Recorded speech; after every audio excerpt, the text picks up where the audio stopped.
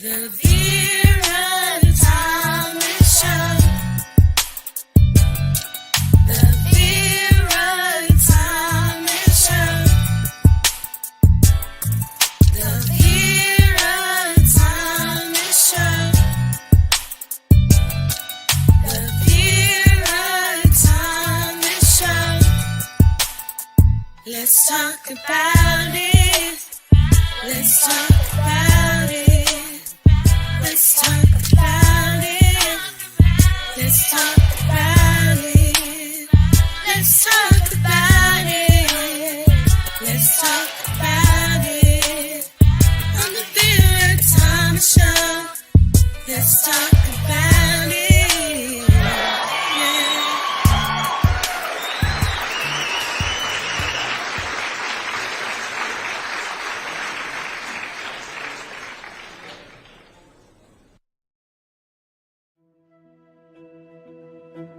Louise Janes, CEO of the Golden Wizard Book Prize, says, "The Bella Santini Chronicles are life-changing masterpieces.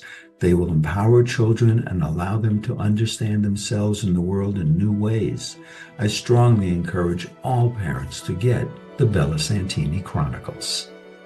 Discover the transformative power of the Bella Santini Chronicles for your family.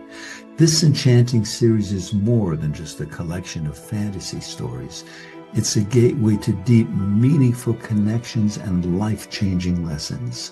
As you journey together through Bella's adventures, you'll unlock conversations about courage, emotional intelligence, and self-discovery. Create unforgettable memories and inspire personal growth for every member of the family. Don't miss out on this magical experience. Hello, hello, hello. I am so excited to have the author of Bella Santini Chronicles. And she is the producer of Children's Lives Matter, which I am a co-host for. But before I do all that, let me just share a little bit more about my guest, Angela Lee. She is best known as the author of her children's fantasy book series, The Bella Santini Chronicles, as well as the writer, director, producer of the television show, Children's Lives Matter. For over 50 years, Angela experienced abuse, bullying, and belittlement. And through that exposure, she developed emotional management methods that are shared via her books and her show. Angela has been featured in USA Today. She is a syndicated Los Angeles Tribune newspaper and magazine columnist. And she is my friend. And I am just excited that you are here. Thank you. I am going to give you the floor because today we're talking about emotional intelligence and we're looking at things through the eyes of a child. And so I'm excited that we're doing this in this way. So I'm going to give you the floor. Okay. So Vera asked me to bring to you the history, my background. I had an alcoholic father who was raging, and he was the monster in my house. I didn't see him as a father. I saw him as a monster. He abused us. He emotionally abused us. One of my earliest memories is when he had a knife in his hand. My mother was asleep on the couch, and he took that knife and held it to her throat. He did that to cause fear in his children. He wasn't trying to intimidate her because she was asleep. And that is the kind of father that I dealt with. When we talk about through the eyes of a child, one of the tools that I teach people is to, when they are triggered by the behavior of someone or the words of someone, to think back to when did that start? So for me, everything that ever triggered me started with my father. And I am able, through a form of timeline therapy, I am able to place my adult self into the picture of my father screaming at the child me. And with my adult eyes, I can see what's really happening. It is a drunk and raging man taking his problems out on an innocent little girl. I can then pick up that little girl me and whisper in her ear the truth of what's happening. And this can apply to anyone who ever had a parent who treated them poorly. You can look at the situation. What are the filters and perspectives that that person is bringing to the situation? And how can you then rewrite that narrative? And you know what's so interesting is, as a child, we don't think about, well, why is he doing this to me? You may have thought that, but didn't understand. No, you don't. It's as a small child, your parents are the authority in your life. And so you believe what comes out of their mouth. You think they Yes. know everything. And that's what I call the parenting pedestal, that through the eyes of a child, the parent is raised up and the authority, the know-it-all in the family. Yes. So as a child Mhm, experiencing those things, mhm, what kind of emotions mm. you experience, especially let's talk about the day that he put that knife to your mom's neck. I can only imagine The how fear. the fear. Mhm. Now, did you have other siblings? Yeah, I had 3 sisters, and my older sister was the one who always had to save us. And so she ended up on that day, she called the police, and they came and stopped my father. So, um, it did turn out to be okay in the long run. My mom's still with us, which is Praise good. God. Yes, that's a Yeah. good thing. That's a good thing. Now, so did you and your siblings, did you guys talk about your experiences? No. Not even as an adult, not even as adults? So, a lot of the things I talk about are repressed emotions. And sometimes when awful things happen to you as a child, you repress it because you have no tools for dealing with it. So it gets stuffed down deep, deep, deep. And you can't even, like, I can't even remember half of what my father did. And occasionally, my sisters and I will talk about it, and one of them will remind me of one of his um, circumstances, I guess I'll call it, one of the events that happened in our life. Um, but for the most part, when and I've done a lot of study on this. If you've ever read The Drama of the Gifted Child or The Body Never Lies by Dr. Alice Miller, you will learn that there is no true way to repress emotions. What happens is that the emotions either pop out, and when triggered, you attack someone else for their behavior, or they go inward and your body attacks itself. And Let's that, talk about that. Your yeah. body attacks itself. Mhm. Oftentimes, the illnesses that people are experiencing have a stomach basis. problems, headaches, Oh, yeah. heart conditions.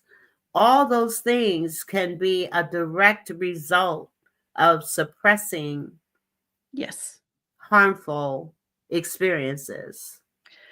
Yes. And it's like as a child, you don't know what else to do. So I don't want anyone to say, "Oh, I shouldn't have done that."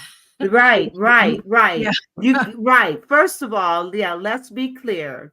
Do not beat yourself up if you've experienced what we're talking about today. Mhm. When we know better, we do better.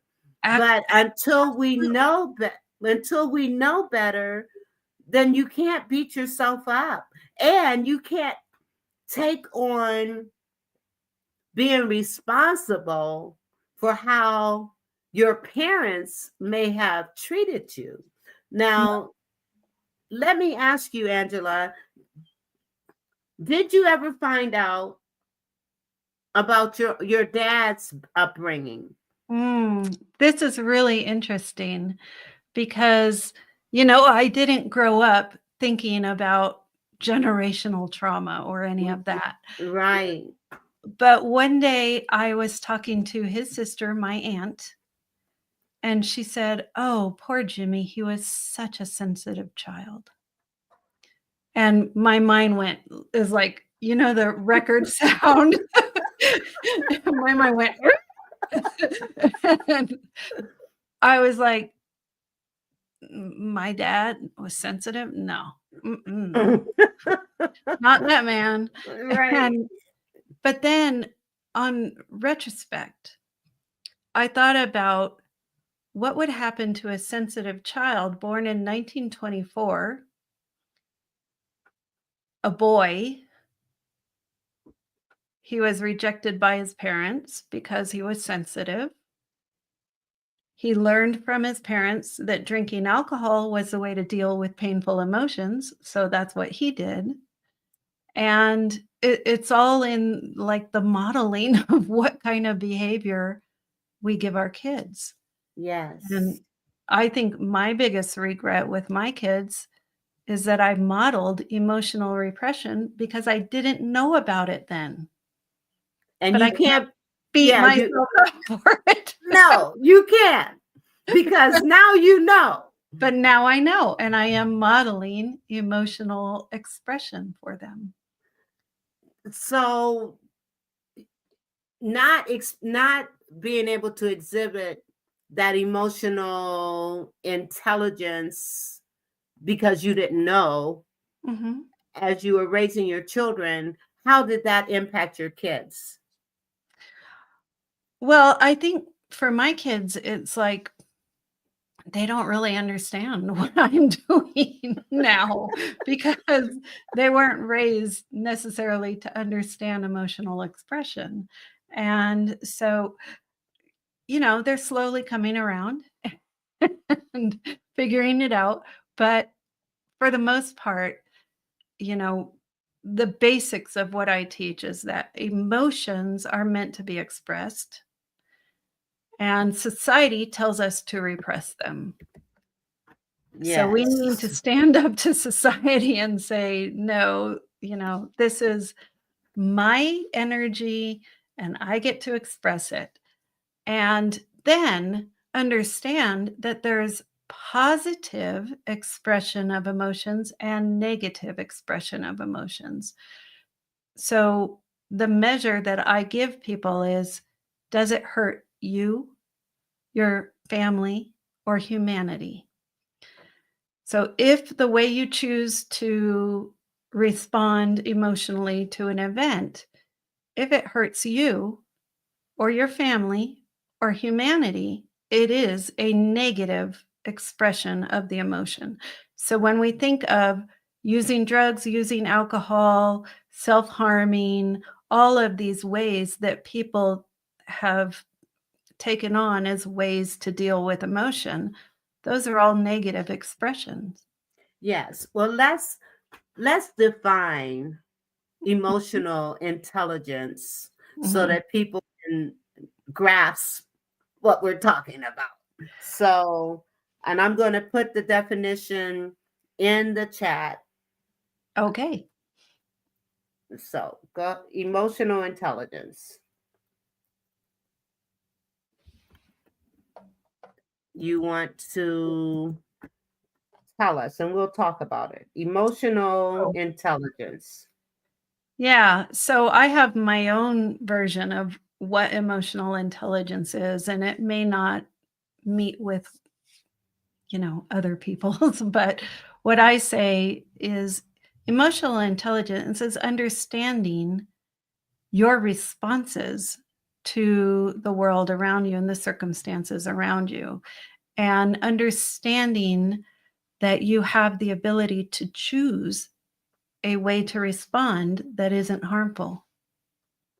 Yes. And in addition to that definition, also with emotional intelligence, you understand your emotions, but you also have empathy to begin to understand the emotions or why people may be relating, reacting, or responding the way that they are instead of jumping to conclusions about the About situation. Right.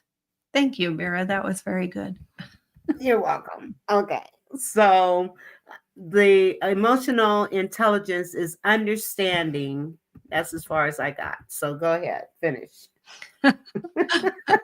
It is being aware of your own emotions and being aware of your emotional triggers, Yes. and then choosing how you will respond as as opposed to react.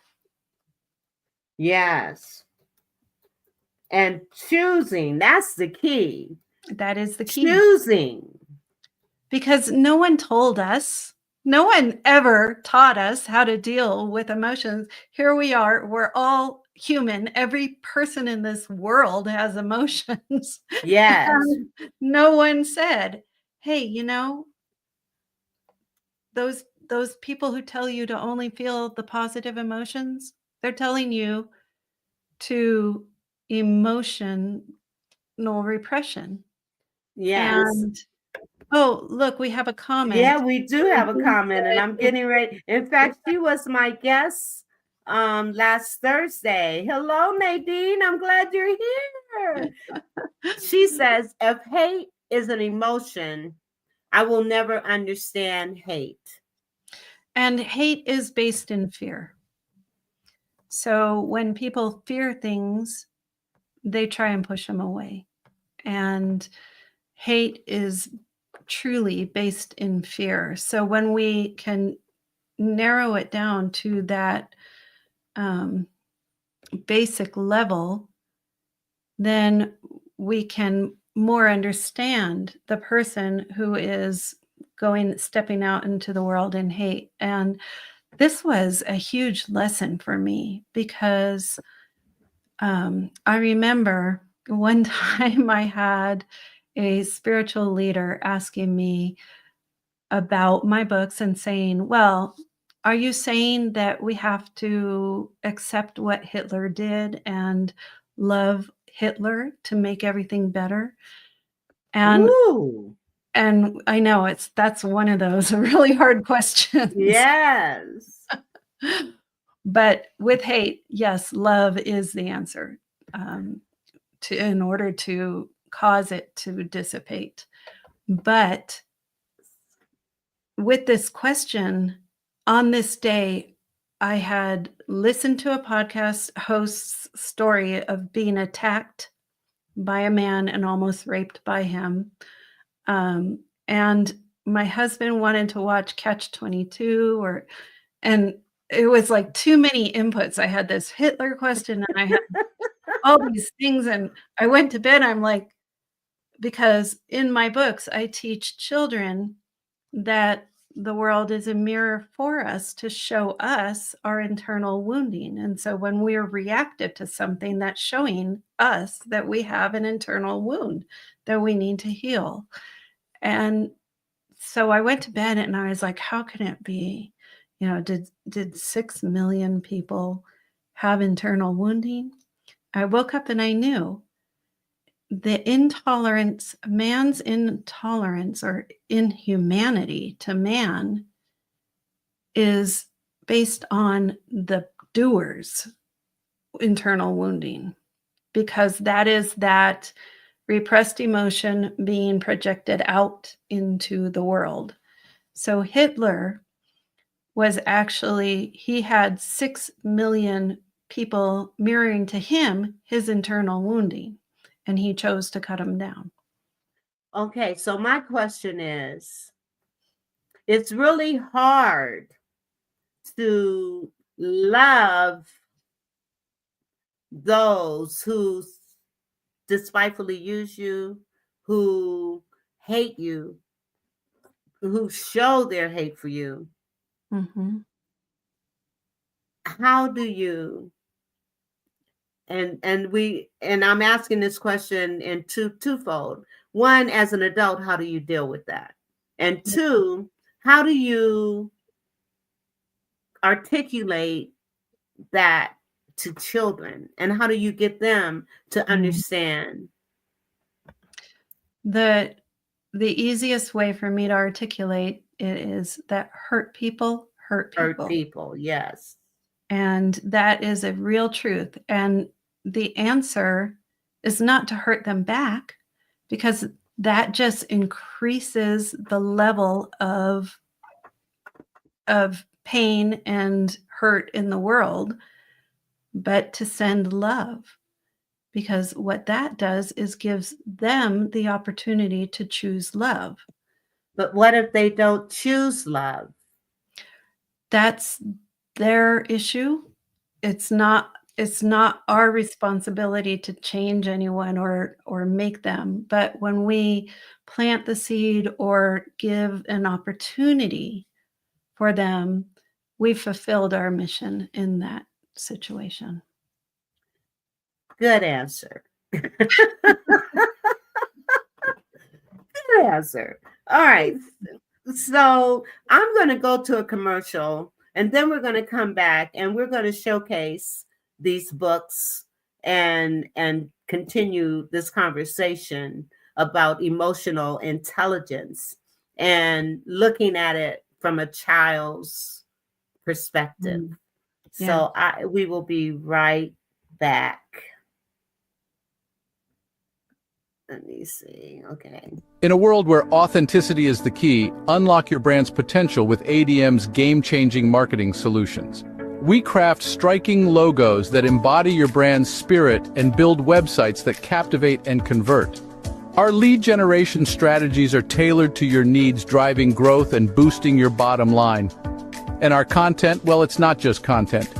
It's a narrative, a story that connects and resonates with your audience. But here at ADM, we're about more than just exceptional services. We're about authenticity, about staying true to who you are and what you stand for, because realness, that's what makes a brand unforgettable. So if you're ready to elevate your brand with authenticity and excellence, follow this page. Dive deeper into the world of divine marketing and become part of our community. Because at ADM, we're not just about making brands, we're about making brands matter. ADM, Authentic Divine Marketing, Ariel Chime. If you want marketing that's going to show your authenticity, that is going to be created out of love, then you want to check out Ariel Chime, Authentic Divine Marketing, and you can find her at bit.ly/Divine Chime. So check her out and tell her that you heard it on the Vera Thomas Show. All right. Now, I am going to put her information in the comments so that people can, in fact, be in touch with her. And then we're going to pull up some of your books here. Yes. Now, I know your first book, and let me do this the right way. Your first book was Bella Santini, and you want to tell us about Bella. So Bella is a 14-year-old girl who is considered normal. She average. She doesn't stand out in any way other than she loves art, and art is a way for her to emotionally express.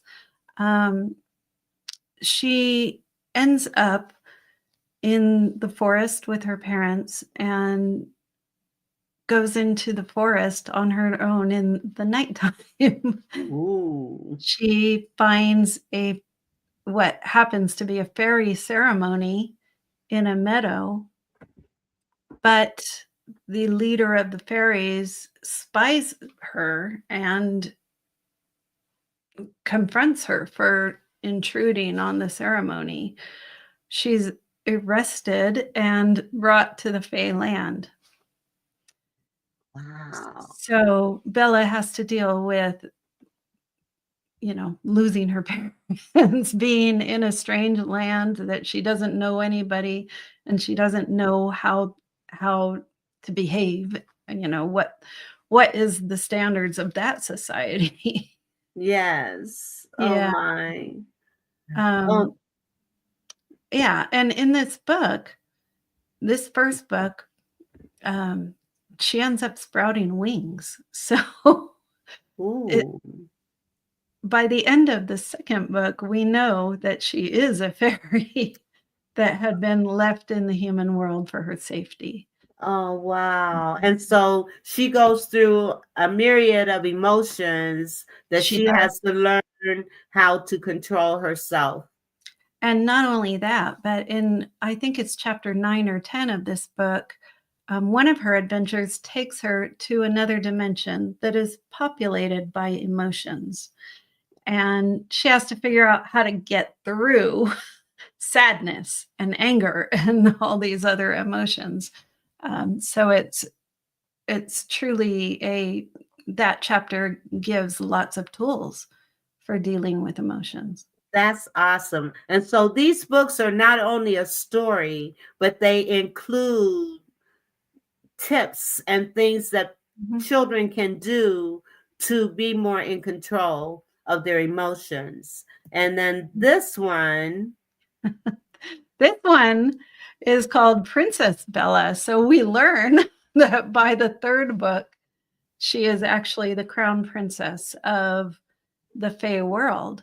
Um, when she was a baby, her evil aunt, Jinikai, had tried to murder her. And so oh, her mother wow. chose to place her in a human family, and Bella had to come to terms with being abandoned as a baby by her family, and then learning that she had this family. And it's kind of an allegory for an adopted child, and understanding that in Bella's case, her mother had to make a very difficult choice to let go of her for her safety. And that is often the choice that an adoptive, a mother giving her child up for adoption, Mm-hmm. most often it is making a choice for the child's safety or Yeah. best. Wow, beautiful. And then we have this. The Troll War. Yeah. This was the book that brought up that question about Hitler. Oh, really? Loving your enemies. Yeah. Oh my. Because in this war, the fairies do win the battle by the application of love. So, Okay. yeah. So give us, and this is also absolutely necessary for our society. What tips can you give? And I'm going to come back to these awards and other things that you've won, but what tips can you give to help children and adults get past how other people treat us? Mhm. And I realize we don't have any control over how other Over other people people. relate, react, and respond. but Mhm. we do have control over how we relate, react, and respond. Yep. So, in dealing with all this negativity and how other people may be treating us, Mhm. what, and you say, show love. And that can be really hard for, like, you know that on Children's Lives Matter, we did a show on raising Black boys. Yes. And that was all about white privilege and people not understanding what the parents of Black boys went through in order to keep their kids safe. And Yeah. how, me as a mom of a 16-year-old boy, I never had to consider whether he would be stopped by police, how he should behave when he was stopped by police, or all of these things. And there are huge amounts of generational trauma that weighs down on different areas of society. And so, with the Jewish culture, there's generational trauma associated with Hitler and the war. And with the Black people, there's generational trauma associated with and all Jim the Crow and Jim all. Crow and all of these horrible things that happened. And with the Indian people, there's trauma about the way the white people took their land away and pushed them off their land into and tried to change their traditions. And so overarching all of these things that are happening in the world is this trauma that affects us, even if we're not fully aware of it. And so it can be really hard to step out of that victim cycle. But understanding that when you are seeing yourself as a victim, you're putting yourself in a place of no power. Anytime you point the finger at someone else in blame, you are giving your power away and making all the power with the person you're blaming. Yes. So understanding that helps you to shift how you see the whole situation, because the way to get out of victimhood is to take responsibility for how you act. So when you're triggered and reactive, you're probably not going to step out of victim mentality because you're in that space right then and there. And you can just give yourself grace and say, okay, I did that, but maybe next time I'll do better. Yes, because this journey, it's an ongoing process. We Yeah. talk about showing love and not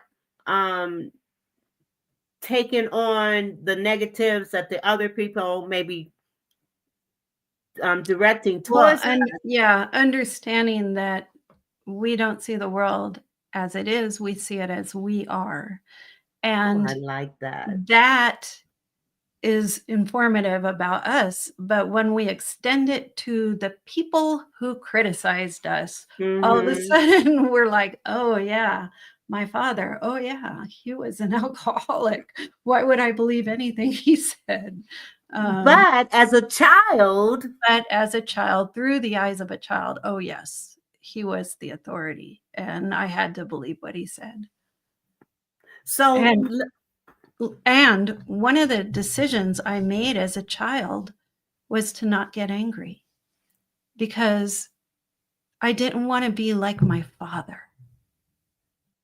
So I learned to repress anger at a very young age. and how did it come out otherwise? So if you repressed it, there had to be some other manifestation. Well, there of were you. a lot of manifestations. Okay.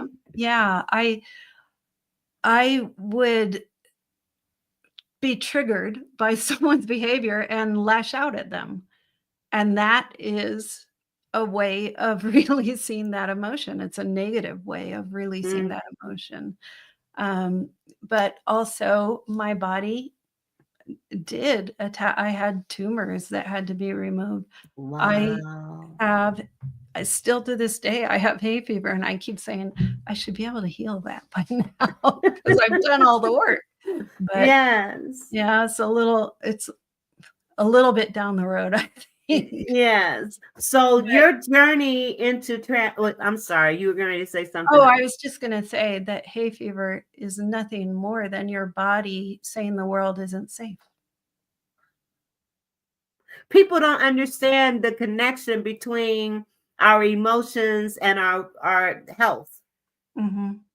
And I am convinced that people that have all this hate, they've got all Mhm. kinds of health issues as well. I can Oh, promise you that.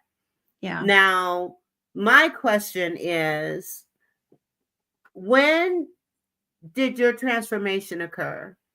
And what was that process like?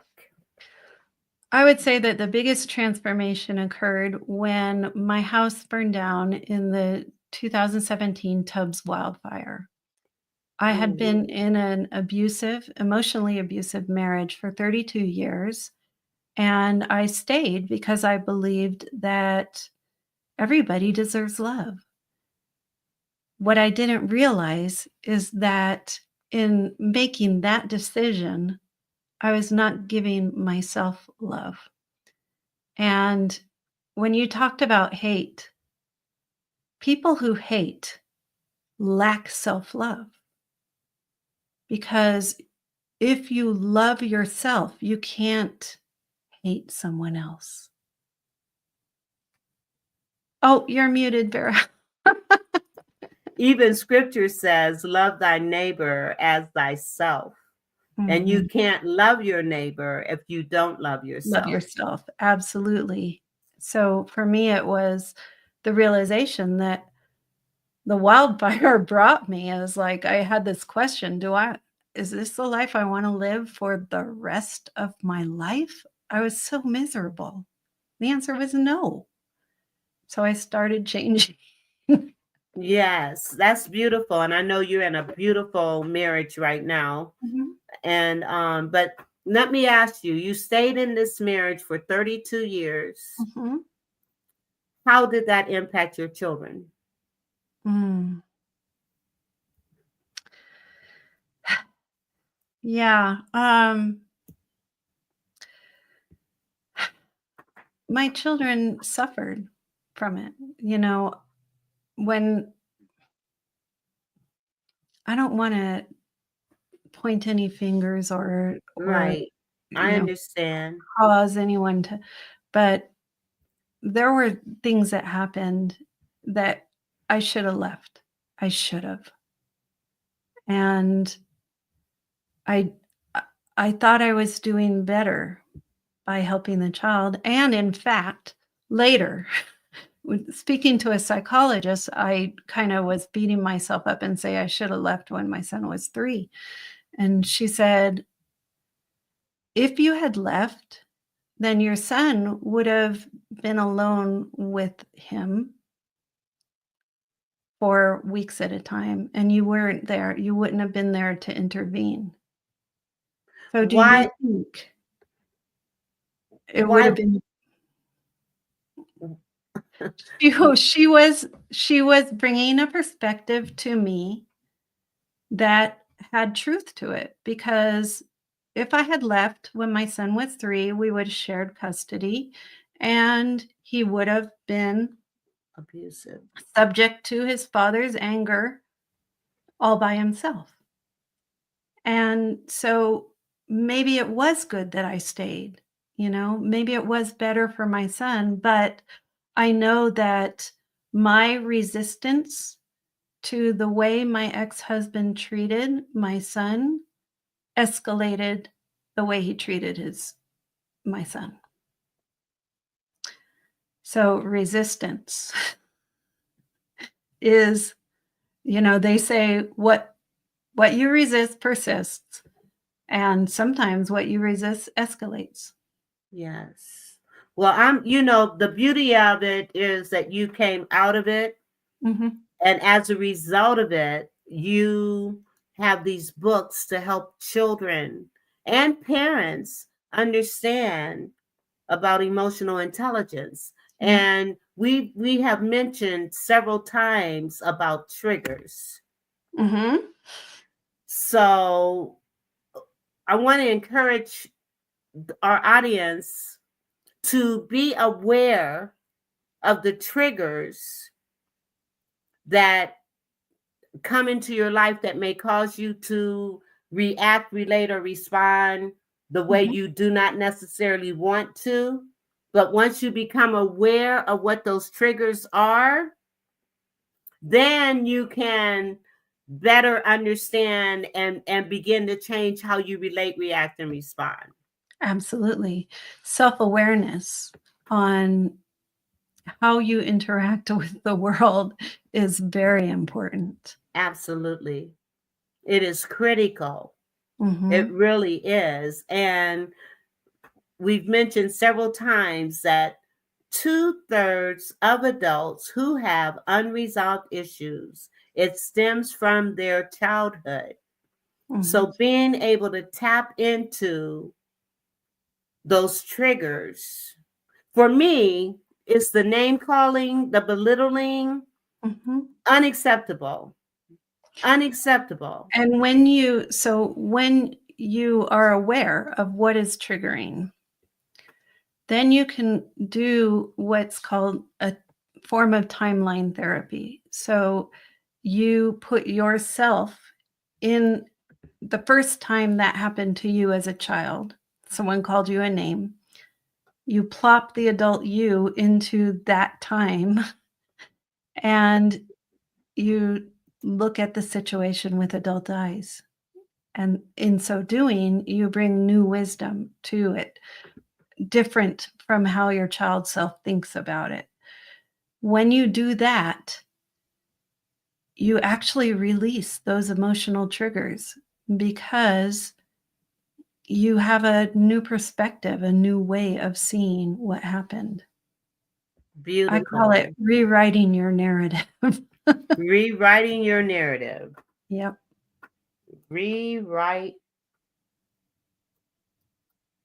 your narrative. Now we're giving you some nuggets here of things that you can do to help yourself become more emotionally engaged with yourself. Yeah. Understanding those triggers, also understanding and really embracing those things that make you happy. True, because when you only go for happiness, then you end up with a static level of feeling because you're not willing to experience the depths of pain. You can't go any higher in happiness. When you are willing to experience the depth of pain as well as the height of joy, you have the full range of emotions and have the ability to have the full range of emotional expression. Wow, that's beautiful. That's beautiful. Can you repeat that? Because I want you to Well, repeat it because I have often with people who talk about the power of positivity or people who, happiness is the answer. You should just be happy. Well, if you are denying your painful emotions and choosing happiness instead, you are emotionally repressing. And so I don't subscribe to that idea. I say, look, there are times when we're going to be sad, and it's okay to be sad. And there's times when we're going to be angry, and boy, is it okay to be angry. And sometimes we're going to be really joyous, and let's also really express that. yes. And when those times when you are angry, Mhm. first of all, tap into that emotion, but Right. then feel it, and you may even say something like, I'm really angry right now, And you then know. you give yourself permission. It's okay for me to be angry about this. Yes, but I don't And have to wallow in it. well, there's a difference. It's like, do you jump into the rabbit hole of anger, or do you allow yourself to experience it and let it go? Because and that's what my tool of focused attention is all about. When you put attention on the emotion and you give yourself permission to feel it, the emotion, being energy, can flow. Yes. And the biology of an emotion is 120 seconds in the body. And then But it we have all experienced emotions that go longer. Now, why is that? Because our minds get stuck in the cycle of the circumstance. He did that to me. I hate this. I don't want to feel this way. We get stuck in the circumstance. And every time our thoughts return to the circumstance, it brings up the emotion. So by doing the process of focused attention, the emotion can leave. But as soon as your mind goes back to the circumstance, it's going to come up again. So you do the process again. It's not a one and done. It's not a one and done, but it also, you cannot keep reliving those emotions. And Right. you can't move past it if you keep reliving it. Right. And those kind of thoughts, I hate this. I don't want to feel this way. He did that to me. This is unfair. Those kind of thoughts prolong the feeling. Absolutely. And you may be in a toxic or volatile or emotionally spent relationship. Mm-hmm. Understand that, one, this too shall pass, but also that we have control. And I love taking back your power. We don't Mm-hmm. have to allow our circumstances to define who we are. Absolutely. Yeah. And And when you take responsibility for how you react to something, you are no longer a victim to what's happening. exactly. Yeah. Exactly.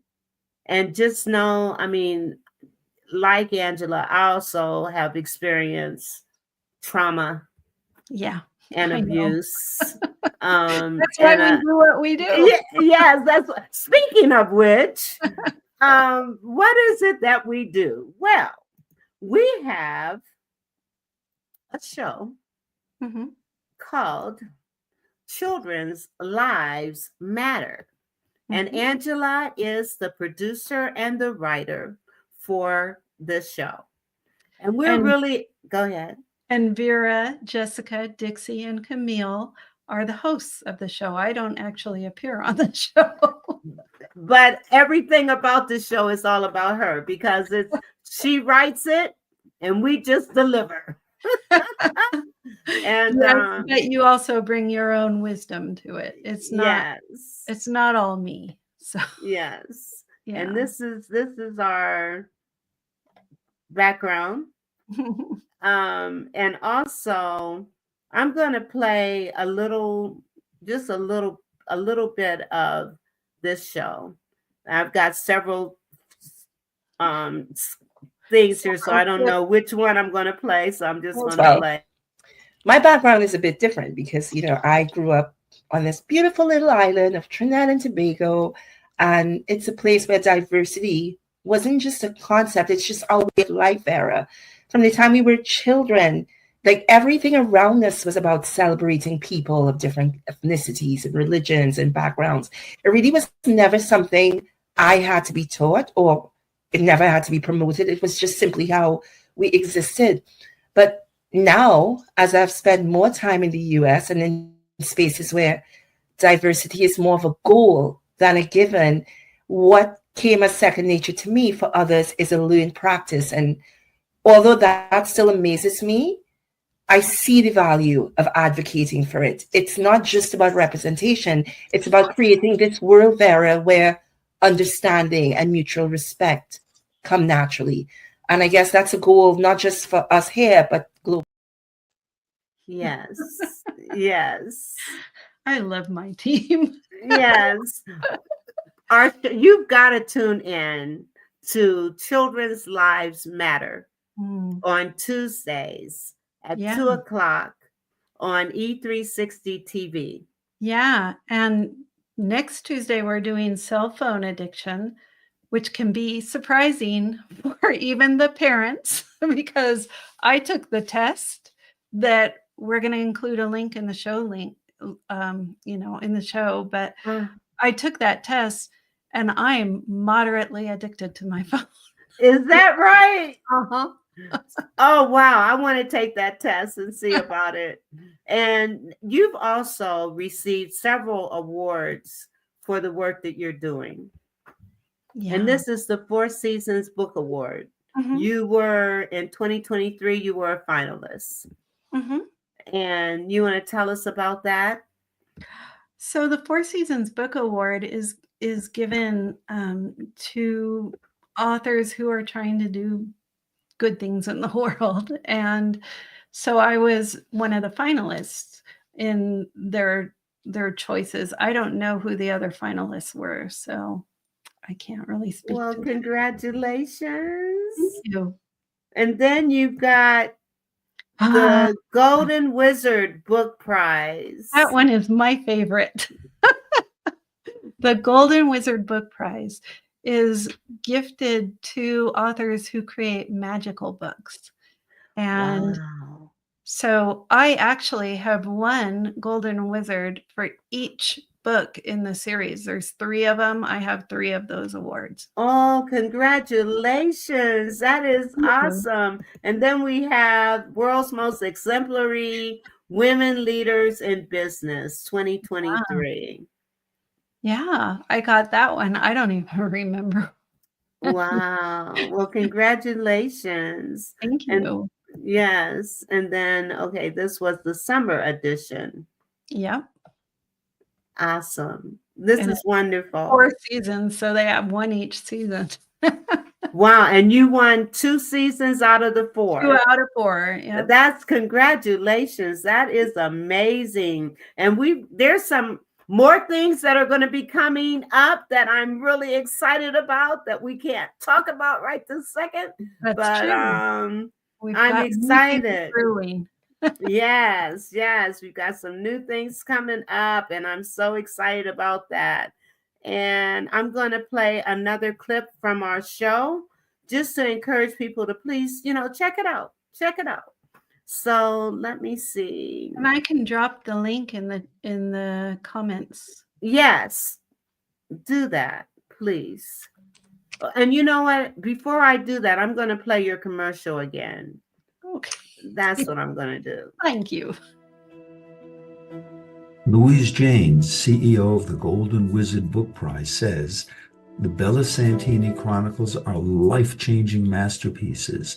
They will empower children and allow them to understand themselves and the world in new ways. I strongly encourage all parents to get the Bella Santini Chronicles." Discover the transformative power of the Bella Santini Chronicles for your family. This enchanting series is more than just a collection of fantasy stories. It's a gateway to deep, meaningful connections and life-changing lessons. As you journey together through Bella's adventures, you'll unlock conversations about courage, emotional intelligence, and self-discovery. Create unforgettable memories and inspire personal growth for every member of the family. Don't miss out on this magical experience. Bella Santini. Awesome. And I bought your books for my grandchildren for Christmas. Aww. And so I need to find out if they're reading them and doing what they're supposed to be doing with it. Now, I'm going to play another one of our shows. How important do you think it is for that self-love and acceptance for all people in general? On a scale of one to 100, it's 100. It's extremely important. Whatever children are exposed to in terms of how they feel about themselves, that correlates and translates and is processed when they become adults. So now they're adults that are in the world, and then if they're not grounded when it comes to loving themselves and appreciating differences of others, then I think that's why we have so many problems in this world, so many issues. Yeah. That's really important to me, to start them as children so that they can grow up into whom, the responsible adult that we all need to be. Absolutely. Yes. And that's what you do, Vera, with instilling greatness. Yes. I love the fact that we can showcase what we do through your show and make a difference in people's lives. And I'm going to give you the floor and let you say some final words as I cough. Okay, so let me give you the floor. So, in closing, know that you matter. You are a beautiful creation of God, and you are here in the world to learn about yourself. Self-awareness is huge. Self-love is a must, because no one who loves themselves is going to lash out at someone else. Self-love is one of the biggest gifts we can give our children. And if you need help with that, I have a self-love journal on Amazon. You can download. It's not about me, it's about you. It's putting down on paper the wonderful things you've done, the wonderful thoughts you have, and following the prompts and making that journal as a masterpiece of who you truly are. Oh, Vera, you're still muted.